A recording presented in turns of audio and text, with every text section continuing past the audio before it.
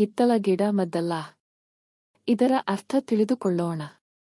ಮನೆಯಲ್ಲೇ ಎಷ್ಟು ಒಳ್ಳೆ ಔಷಧಿಗಳಿವೆ, ಆದ್ರೂ ತೀರಾ ಚಿಕ್ಕ ಪುಟ್ಟ ಸಮಸ್ಯೆಗಳಿಗೂ ಟ್ಯಾಬ್ಲೆಟ್ಸ್ ತೆಗೆದುಕೊಳ್ಳುತ್ತೇವೆ. ಹಿತ್ತಲ ಗಿಡ ಮದ್ದಲ್ಲ ಅಂದರೆ ಜನರು ಸಾಮಾನ್ಯವಾಗಿ ತಮ್ಮ ಮಕ್ಕಳನ್ನು ನಂಬುವುದಿಲ್ಲ, ತಮ್ಮ ಮನೆಯ ಜನರ ಮೇಲೆ ನಂಬಿಕೆ ಇಡುವುದಿಲ್ಲ.